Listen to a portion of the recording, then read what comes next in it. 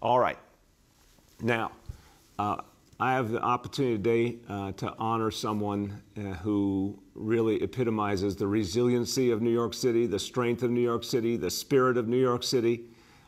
This is a time, given everything we've been through these last 2 years, I like celebrating our heroes. I like celebrating the folks who are quintessential New Yorkers. I like to remind us of who we are and how strong we are because of everything we're going through and we continue to go through. But I have no doubt of where we're going because New York City always finds our way through. And a lot of times we get stronger. Even though we don't wish for any crisis like this, a lot of times we get stronger in the process.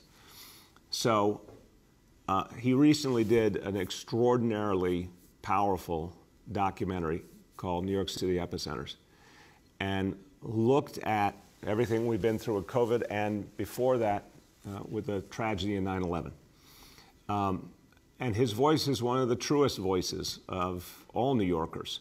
The way he understands our city, loves our city, sees into our neighborhoods and our lives. And I have to say, as a Brooklynite, I'm particularly proud and just moved by the way he's portrayed Brooklyn over the years and the love he shows in his portrayals. And he shows the tough realities we face too with a really clear eye. And that has been moving to a lot of us and inspiring to so many of us. So he's won every award there is, so I don't need to list all of them. He's someone who has shown incredible loyalty to this city and love for this city, so much so that regardless of what's happening, he remains a Knicks fan through thick and thin. And I admire, that is persistence, let me tell you. Thick and thin. I think there's been a lot of thin, but he's still the most energetic of fans. I could go on all day about all he's done, but I want to take a break from what I have to say to turn to someone who loves him, loves his work, has for years said to me that he portrays the culture of the city and this nation in a way that almost has never been achieved by anyone else in film or any other medium. And Chirlane McCray and I, when we started dating, one of the first things we did was we went to a Spike Lee film. So we feel deeply what this man has done for all of us. And let me turn for her comments to the First Lady of New York City, Chirlane McCray. Thank you, Bill. And hello, everyone. This is a good day. It's very rare an artist comes around who can shake an entire system to its core. An artist with a conscience who interprets our world and reflects it back to us. An artist who just doesn't open a door, but kicks it down, making a path for others. Spike, thank you for telling stories about Brooklyn, our Black and brown people, our city, like no one else dared to. Thank you for challenging the status quo. Thank you for using your talent to say what needed to be said when no one else would do it. I can't think of anyone who captures the culture like you. You have it all down. The hustle and the charm, the rush and the drive, and the word dances people speak. You put it all on screen. The fast beating heart that is our city, you show it with raw truth-telling and compassion. No one does it like you, Spike. You got game. Congratulations. You earned that key to the city.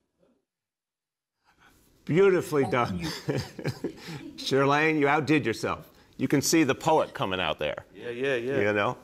So everyone, we're going to hear from him, but I just want to say, giving out the key to the city is a profound honor.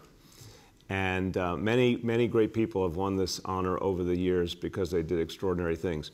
But I can safely say no one has portrayed our city more truly, more from the heart, in a way that both demands better of us and tells us how good we are in our souls. No one's done it better than Spike Lee. So it is my profound honor on behalf of all New Yorkers to present the key to the city to Spike Lee. Thank you. Yeah, it unlocks everything. The floor is yours. Well, I want to thank you for this honor.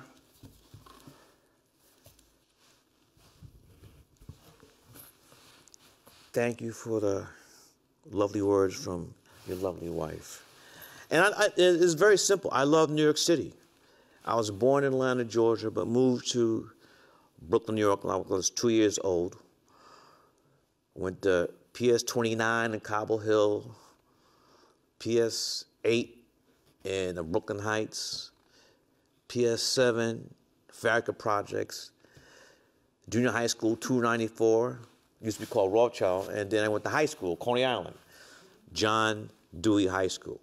So I'm a product of the New York City public education, and it shaped me. You know, I live and die New York City, the greatest city in the world. And the greatest city is going to have great problems, but we overcome, which is something we, as you mentioned, Mayor, the last documentary, NYC Epicenters, where we took 8 hours to really dig in 9/11, and also this virus is still with us. And there's one segment of the series where we have show a list of all the calamities. I mean, going back to the Revolutionary War, World War II, Hitler, Hirito, they were trying to bomb New York City. What's the type of plane bomb? I mean, no matter what it is, we come out on top because we're New Yorkers. That's how we're built. Other people can hate, let them hate. But we know what the deal is. You know, we're the greatest city in the world. And when you're up there, people take shots at you. And we just move and duck and you know, and move them forward. So again, you know, and I was really, thank you for saying what you were saying before about people. We have to get vaccinated. We got to get booster shots. I mean, this is not the okie doke or the rink. It is, we know 800,000 Americans have died. They're no longer here. So let's get on the good foot, like James Brown, like the God of Our Soul said. Let's get on the good foot. Let's get that boosters. Let's get those shots, and let's go. Let's go. Spike, I want to ask you three things. Yes. Let's leave the Knicks out of it. No. You're not going to get left out. That would not be fair to New Yorkers. Let's start big picture. Yes. And I know you've spoken about this before. So you know, in the beginning of COVID, a lot of people said this was the death knell for New York City. Mm-hmm. A lot of people left, and they said New York City would never come back. You had the shovels, getting ready to bury us. What do you say to the doubting Thomases about New York City's future? Can I use a Italian American gesture? Whatever you do, we're gonna look the other way. No. That was very accurate. I grew up in Cobble Hill. My family was the first black family in Cobble Hill. Cobble Hill was predominantly Italian American because the dock's right there. Yeah. People bought homes so they could work on the dock. So you come by it natural. Well, I mean, if you look at it, look at the content of Do the Right Thing, Jungle Fever, even Summer Sam. So, I mean, a lot of my friends today, the kids, the people I grew up with when I moved into Cobble Hill, we're talking about 1963. I love it. So what do you say about the future of New York City? We gotta keep doing what we're doing. How old is the city now? It's almost 400 years now. There you go. Keep doing what we've been doing 400 years. And look, there's things that we have to address. And you know, you passed the baton to brother man, but for me, education, affordable housing. You know, if the black and brown communities aren't able to afford to stay in this, it's not going to be New York City. You know, so it's not going to have flavor. And that's what we are. You know, it's the mix, the gumbo of everybody coming here. And it's going to be tough, but you know we've done it before. So We've done it before. onward and upward. That's what I have to say. Onward and upward. I like that. Now, arts, culture, film, TV, they're coming back. Tell me, what do we bring? Why do people keep coming here? Well, a lot. You know, driving here. I heard about a lot of these Broadway shows are closed, and so we really can't get back to our true, the king of culture, till we get rid of this. This virus. Because if artists can't perform in front of New Yorkers or the people who come from out of town, then culture is our DNA. Amen. And there's this virus, first with the Rona and now the Omicron, it shuts things down. And a lot of young artists who came from afar had to leave New York and go home because stuff was shut down. But we can be the king again. Oh, no doubt. I mean, it's not L.A. Even though that's what you could say the film and TV industry, that's where the studios are and the streamers. But we're always going to be numero uno. That's a fact. I love that. All right, here's your last question. I'm sorry, controversy is going to visit you. Okay, what are we going to do with the Knicks? What do you want? What do you want to see from the Knicks? What do you want to change about the Knicks?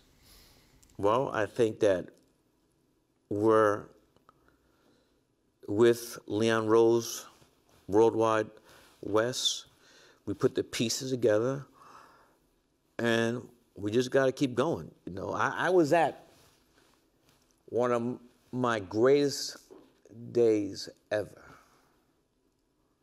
May 8th, 1970. Game 7. The golden age. I was at that game. Wow. Where the Knicks won their first world championship. I was 13 years old. My father's lawyer had season tickets.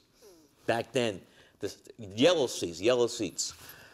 And Peter Eichenberg, that's his name. He said, Spike, there's a game 7. You could go with me. And that's the Willis Reed game. Amazing. He limps on the court. Yes, but people forget this. When Willis Reed walked onto the court, that's the loudest I ever heard Masquerade. I've been to a lot of games. This is 1970. And we were playing the Lakers. Game 7, the Lakers had Wilt Chamberlain, Elgin Baylor, and the local, Jerry West.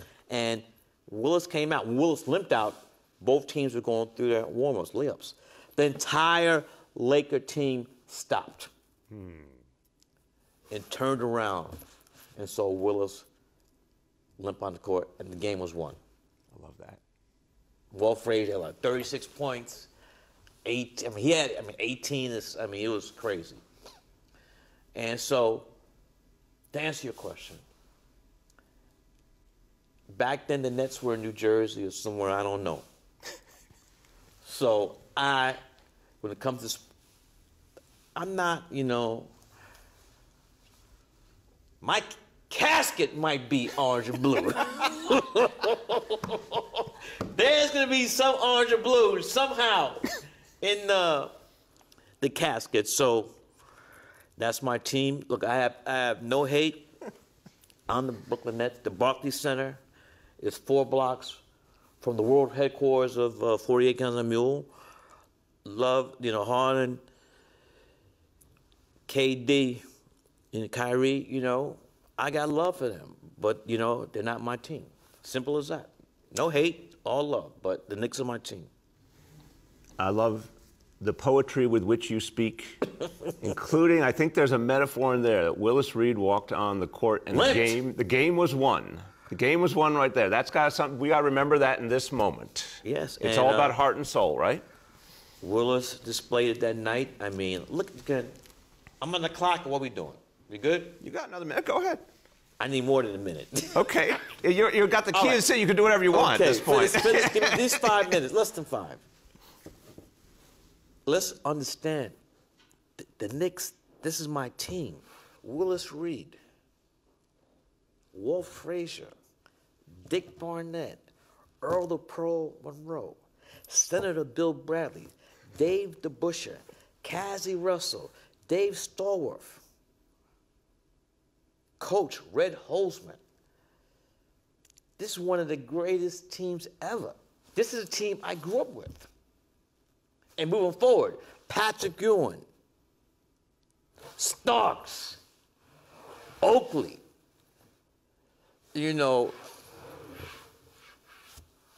Anthony Mason. I mean, those are my guys. It's been lean. We haven't won since the 72-73 season, but God, one day, before I take my last breath, there will be another banner hanging from the world's most famous arena. I love it. The Garden. I love it. There's your incantation. There's your benediction. It's being felt. Let's hope so. Orange and blue skies. Amen. Spike, you are truly a treasure. Thank you very much. And the ultimate New Yorker.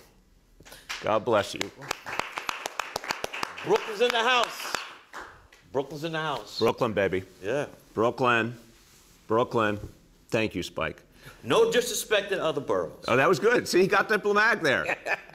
It's good to see you have a diplomatic side, too. Oh, that was good. Yes. All right. Everyone, you just heard just beautiful, powerful, from the heart. Spike, thank you. Thank you for all you do for all of us and all you do for this city you love. I love New York. I love New York. I love the people.